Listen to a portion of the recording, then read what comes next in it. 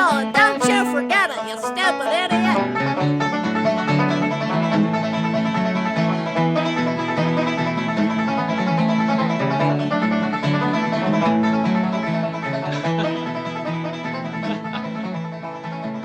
One thing I've noticed, Pete, is mail order brides. There seem to be a lot more mail order brides that are kind of bouncing around the city. You can always tell who is a mail order bride. They're very easy to spot. Frequently, they're often Russian, exotic accent. Frequently, they're blonde, blue-eyed. They just have these amazing bodies that defy gravity. I saw one of them the other day at Starbucks getting out of a car. Very easy to spot. It was like a 2012 Mercedes. I'm pretty sure it was a Mercedes. It might have been an Audi. And then the guy gets out with her, and he's got this like athletic gear on, this Under Armour tight-fitting clothing. And then he had the baseball cap on, kind of tilted to the side. The only thing that totally gave it away, though, is the guy. I'd say he was about 65 years old. And she kind of had to help him out of the driver's seat because he was just so stiff and hobbled. And, she's a lot younger and stronger. She was probably about 19, I'd say, maybe 20. And she had to help him kind of get to the curb, Pete, and then kind of give him a boost up onto the curb because it's very easy to trip for these people because he's wearing bedroom slippers, and it's also easy to trip over the catheter tube that was kind of coming out of the bottom of his athletic pants. Yeah, I always get a kick out of seeing these frisky lovers, and I'm filled with envy because I don't have that kind of bond with anybody. And, they made their way into the Starbucks, and she bought, with his credit card, she bought a couple of drinks, and she got him some kind of a pudding. It looked like a chocolate pudding or something, and, helped him spoon it into his mouth and wipe up anything that spilled down his chest. But, Pete, part of me feels sorry for these women because they come here, they meet the guy off of the internet or whatever, off one of those dating sites for mail order brides, and they're expecting a better life. They're expecting an improvement on their current conditions back home, doing whatever they do. They're expecting like a sexy, wealthy European guy, in all the magazine ads with the Rolex watch and the Mercedes and smelling like Calvin Klein. And sometimes, like the product inside the package isn't quite as advertised. And that's definitely true. My friend, actually, from grade school, we don't talk very often, but I do have him on my Facebook page. And he brought a woman over from the Ukraine, a woman. Let's not kid anybody. She was 17, almost 18. He had to wait till she turned 18 just to make everything respectable. This was all done over the internet, and what he had done is he did paste a picture or copy paste whatever, put a picture of himself onto the web page.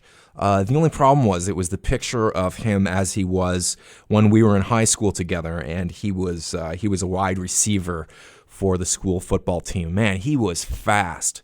He was tall, he was agile, but he did not post a picture of himself as he is now, when he sort of resembles one of the animals in American Livestock Journal. And Pete, let me tell you, he was very honest in his profile to get a mail order bride. He did say that he's very socially aware.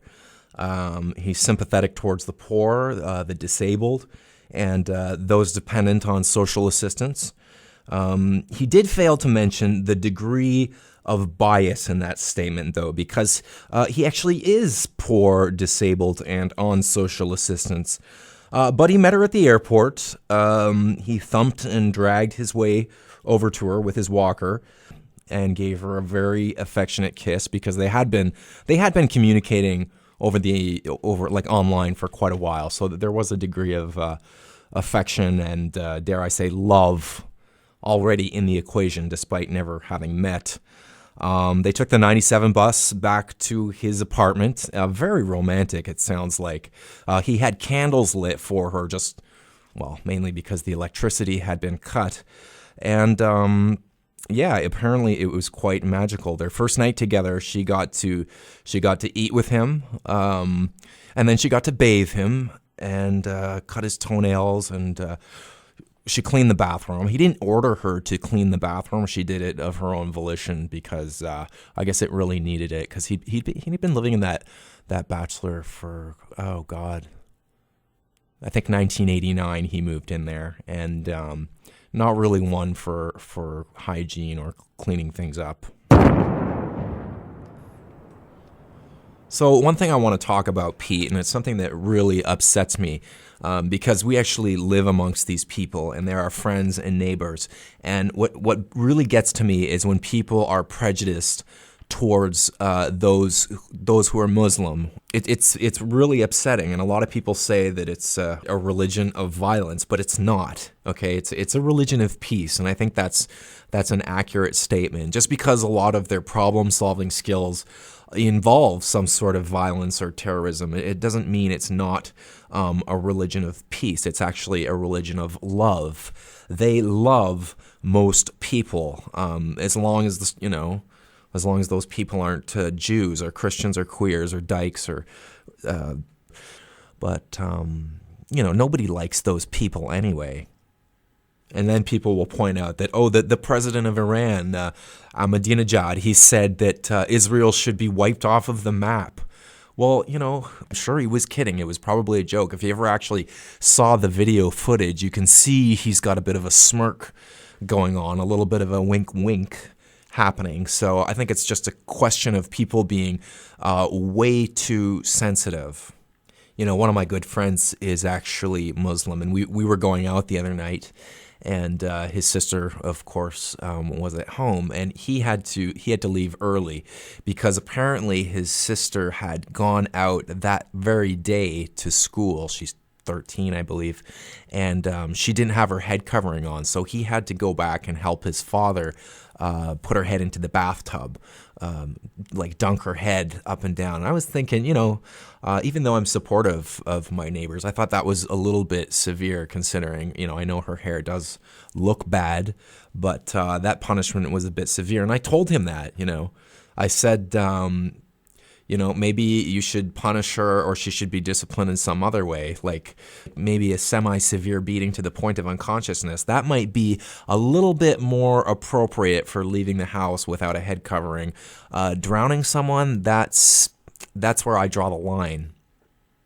And a lot of other critics will unfairly say, well, hey, if you go to these Muslim countries, they're very repressive and there are no gay people. And I've asked my friends, and it is true. There are no gay people pretty much in those countries, but that's not because that they're reviled or hated or disliked. That's just because they're all dead. And then there were the riots in 2005 about the Danish cartoons, where 100 people were eventually killed.